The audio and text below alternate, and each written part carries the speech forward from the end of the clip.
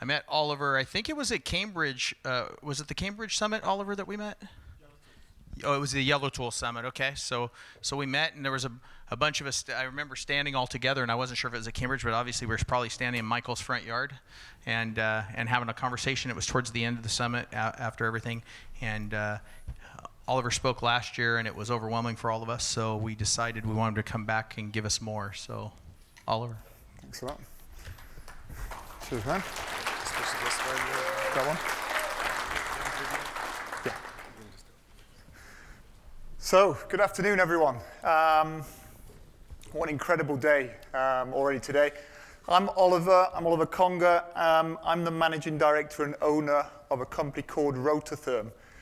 It's a 170-year-old business that myself and my brother bought 8 years ago.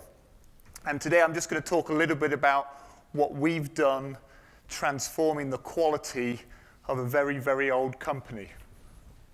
So, who are British Rototherm? So, in 1847, a very clever guy called Sidney Smith Dennis invented the world's first steam pressure gauge. And this steam gauge went on to one of the very first steam engines, which was the George Stephenson's rocket train.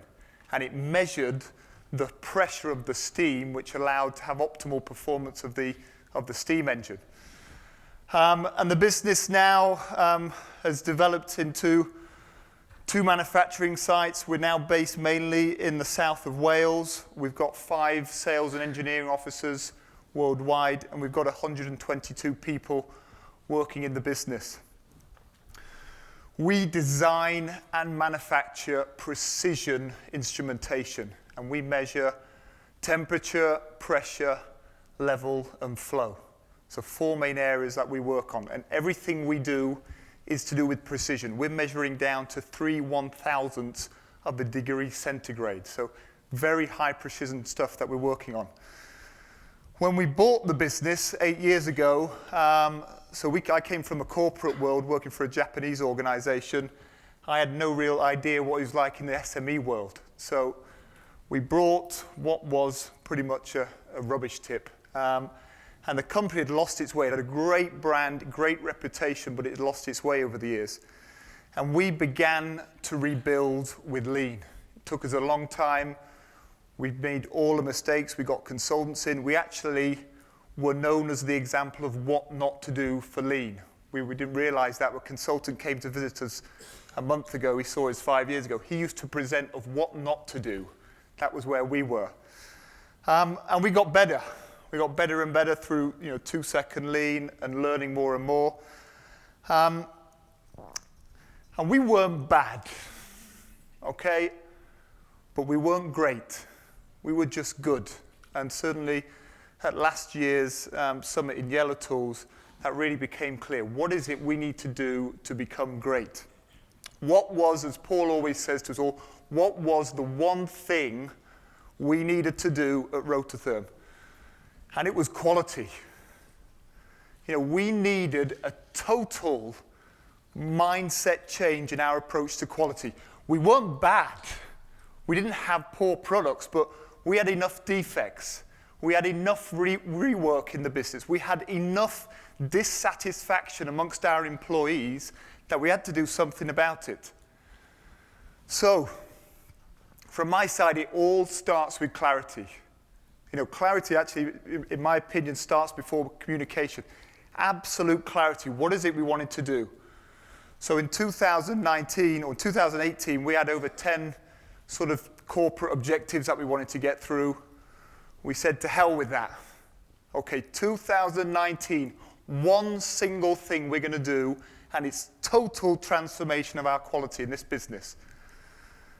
There's a saying, I don't know who put it, but it's a happy person wants 10,000 things, a sick person wants one. So just be careful of your desires. Don't focus on more than one at a time, that one-piece flow. So from clarity, what next? Next is unity. Get the team behind what we're trying to do. So we got the whole organization together across all of our sites worldwide, and we communicated the message of what we were going to do this year. We didn't talk about where we're going to be on sales. We didn't talk about where we're going to be on profits. We just said the number one thing we're going to do is transform quality in this business above everything else. And you can see, the main point of the slide, a cultural change on our mindset on quality, a passion for precision, a dramatic improvement in the quality of our work.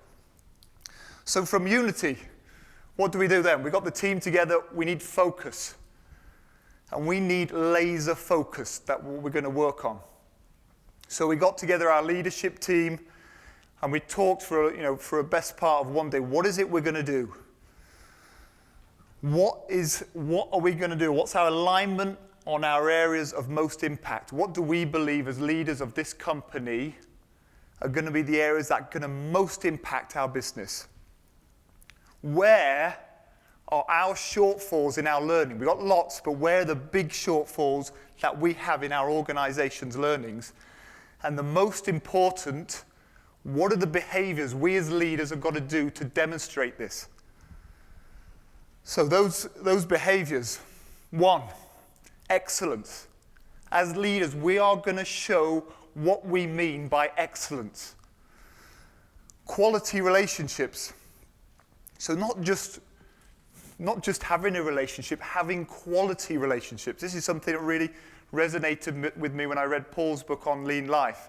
Real quality relationships. You can't have lots of them, but the ones you have really quality ones. And third of all, I think a lot of us see this, is be pro-problems.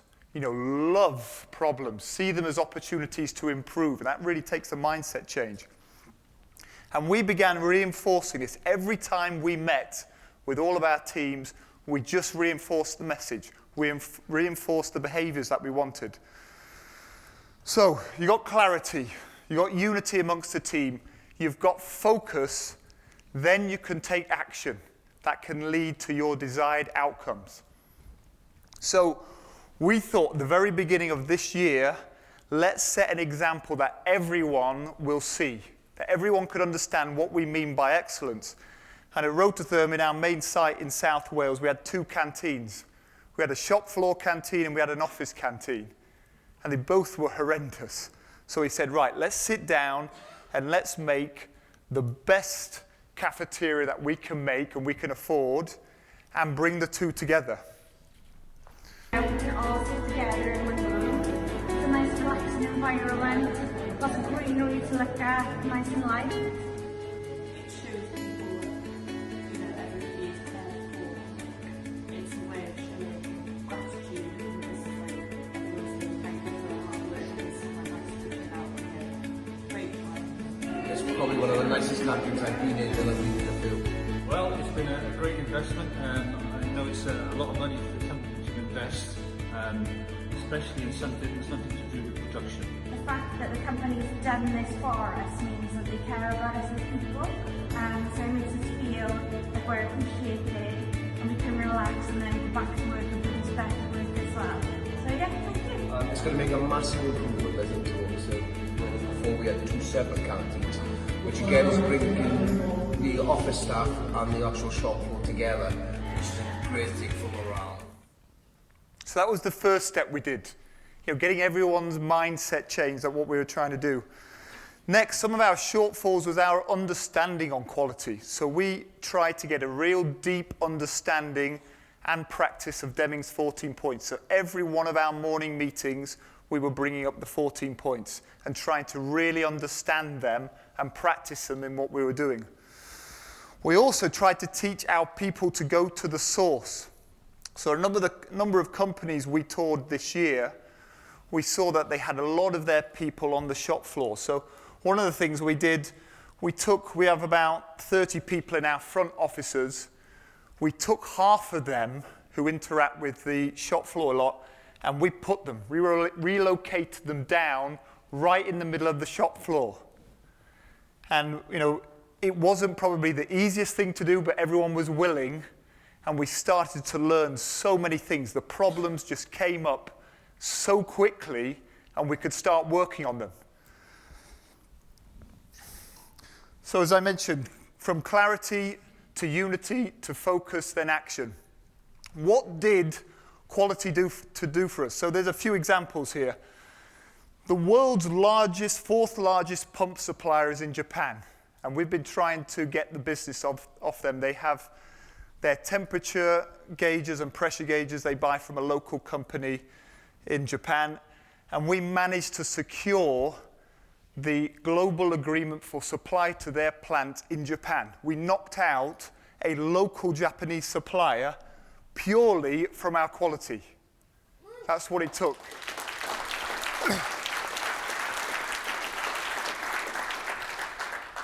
Where did it take us?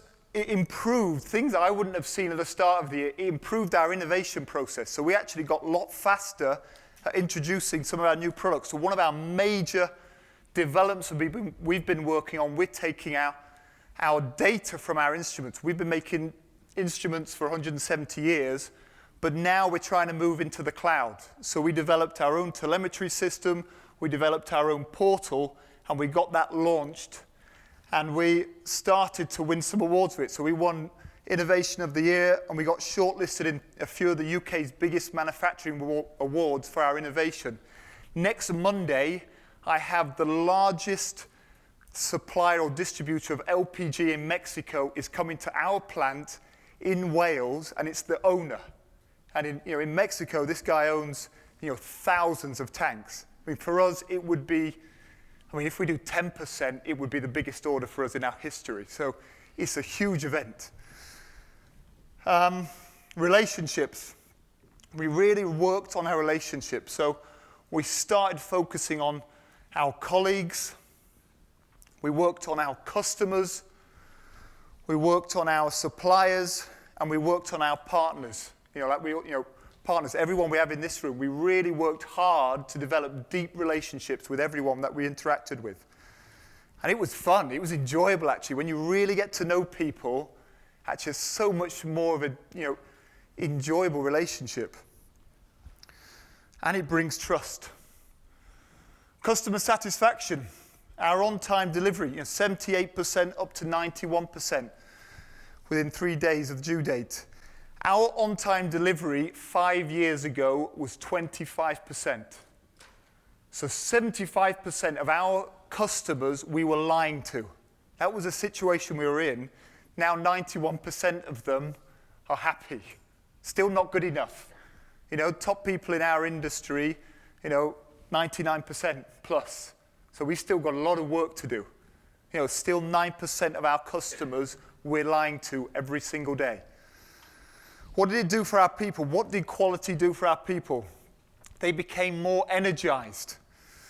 They became more respectful of each other because they realized the links they were doing, the defects that they were putting into the system was hurting the people downstream. So they became a lot more respectful. And they started focusing on delivering to the customer as though they were the customer. So my advice to you, if I was going to do this differently, okay, if I was going to do 2019 all over again, what 3 things would I do differently? It all starts with clarity. I could have been better at clarifying. We could have been better as a leadership team clarifying what we were going to do. Without clarity, you can't have unity. Without unity, you can't have focus. And if you haven't got focus, the actions you take are probably not going to lead to your desired outcomes. So all starts with clarity. Don't let crap in, okay? Whether it's in the process, whether it's in the design of what you have for your products, whether it's in your suppliers or your customers. Customers are an interesting one for us. We had some customers, we were supplying them something that was so difficult, that was such a pain in the arse, and we could never deliver 100% quality. So we just stopped it. We said, look, if you want to pay us 10 times more, I might be able to invest to actually be able to supply that. Otherwise, I'm sorry, we can't do this any longer. Finally, and I think a lot of us all talk about this, 0 procrastination. I thought we were pretty good at this, but 0. And it really takes something to work on. Do it now. There's always, this particular thing, I'll leave it till next week, leave it tomorrow. Do it now. So those are the 3 things. if I did 2019 again, I'd probably try and do those 3 things more. I think if you do those every single day, you will be surprised at what quality will transform in your businesses. Thank you.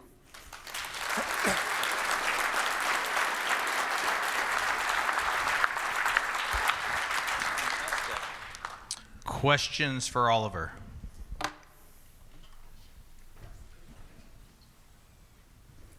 In the back, Travis? All right, so you said that you embrace problems. I think you use pro problems. What tools do you use to problem solve to ensure that these don't come back? Yeah, it's a very good question. So we have, depending on the size of the problem, we either will just do a simple review ourselves, I will do the 5 whys, or if it's a deep problem, we'll use an 8D analysis. So it depends on the type of problem it is. If it's a very simple one, then we'll just do a quick 5 why and solve it that way. Another question in the back? Was there a bunch of pushback when you guys moved half of the office workers onto the Gemba? The interesting thing wasn't a pushback to get everyone down there, because I think we've got the culture now that people accept it. So they accepted it. But what we didn't realize is we got everyone down there, and we sort of expected everyone to start talking with everyone and communicating. That didn't happen. Everyone was waiting for something special to happen. And actually, what it started leading to is actually problems just started coming left, right, and center.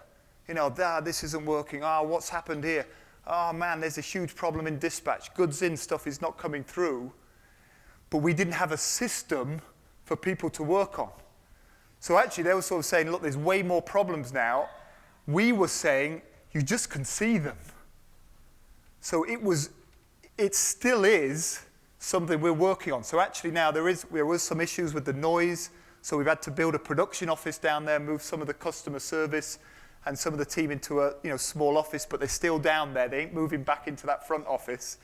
Although I did say, if this goes wrong, you can go back, okay? But we're going to try it for 6 months, and we're going to see the results. So, but good question. Oh, right here, James. Got a question. How do you get employees that don't believe in the system initially to buy into the system? Into quality or? Into the quality of the whole system.